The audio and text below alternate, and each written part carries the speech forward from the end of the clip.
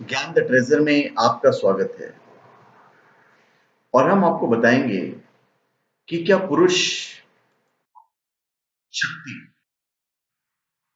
इन दोनों की कोई संतान की उत्पत्ति हुई है। पुरुष हम शिव को बोल रहे हैं और प्रकृति के रौद्र रूप हम देवी को बोल रहे हैं। क्या इनसे कोई संतान पैदा हुई थी?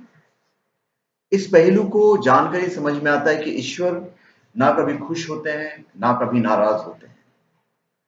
जैसा कि हमारे शास्त्रों में बार बार कहा गया है कि ईश्वर मुख्य रूप से निराकार हैं और अलग अलग विशेष कार्यों के प्रतिपादन के लिए अलग अलग साकार अवतार ग्रहण करते हैं। कल्प वेद की इन्हीं अवतारों और उनकी लीला चरित्र से संबंधित कुछ जानकारी हमें उच्च कोटि के दिव्य दृष्टधारी संत समाज से प्राप्त हुई, जो हम आपको बताने वाले हैं। एक बार प्रकृति ने लीला करते हुए अपने पुरुष अर्थात भगवान शिव से कहा कि मुझे सृष्टि के विस्तार के लिए तुम्हारे आश्रय की आवश्यकता नहीं है, मैं सिर्फ अकेले ही सृष्टि का निर्माण कर सकती हूँ। परम पुरुष ने कहा, ठीक है, जैसी आपकी मर्जी। तब प्रकृति ने अपने प्रचंड तेज से एक पुरुष का निर्माण किया, जिनका नाम रखा गणेश, और ने कहा कि सृष्टि का निर्माण करो। तब श्री गणेश ने सृष्टि का निर्माण करना शुरू तो किया, लेकिन कोई भी चीज अपनी सोच से नहीं बना रहे थे। उन्हें जैसा आदेश मां पार्वती से मिल रहा था, सिर्फ वैसा ही निर्माण कर पा रहे थे। तब प्रकृति ने माना कि प्रकृति तो पुरुष को उतना ही जरूरत है जितना पुरुष को प्रकृति की। प्रकृति को पुरुष की उतनी ही जरूरत है जितनी पुरुष को प्रकृति की।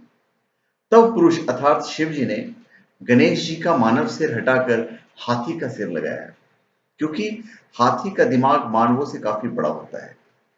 इस तब पुरुष और प्रकृति ने मिलकर श्री गणेश का निर्माण कर उन्हें अपने अद्भुत शक्तियां प्रदान की, जिससे उनमें सब कुछ संभव करने का महाबल उत्पन्न हुआ। ईश्वर का रुद्र अवतार विशुद्ध नाश का रूप है। ईश्वर का विष्णु स्वरूप केवल वृद्धि प्रदान करने वाला है और ईश्वर का ब्रह्मा स्वरूप केवल रचना के लिए है। रुद्र और प्रकृति के सौम्य स्वरूप अर्थात शिव और पार्वती ने खुद से एक ऐसी संतान पैदा की जो सिर्फ और सिर्फ कल्याण करने के लिए बने हैं और जिन्हें दुनिया की श्री स्कंद या कार्तिकेय कहती है। अब इसमें एक सबसे बड़ी रोचक बात यह है कि क्या पुरुष और प्रकृति के रौद्र रूप से कोई संतान नहीं पैदा हुई? यही एक ऐसा पहलू है जिसकी जानकारी इतिहास के किसी उपलब्ध पुस्तक से नहीं, सिर्फ उच्च कोटि के दिव्य दृष्टि से प्राप्त संतों से मिलती है।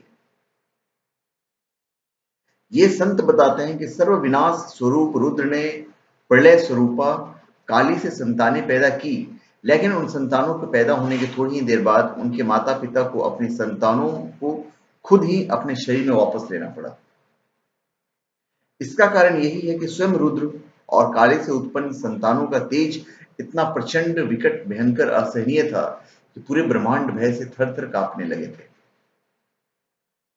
तो यहां मुख्य समझने वाली बात यही है कि जिस महाविनाश, जैसे भूकंप, सामूहिक मृत्यु या इत्यादि को देखकर हमारे भय से आंसू निकलने लगते हैं, वही विनाश करना ईश्वर का रोज का सामान्य काम होता है। जिसे कृपा, जैसे आकस्मिक अपार धन या सम्मान की प्राप्ति, जिसे कृपा को देखकर हम खुशी से निहाल हो जाते हैं, वो भी ईश्वर के लिए रोज का सामान्य काम होता है। अतः ऐसे विचलित और परम उदासीन ईश्वर को क्या कोई खुश कर पाएगा और क्या कोई नाराज? तो धन्यवाद,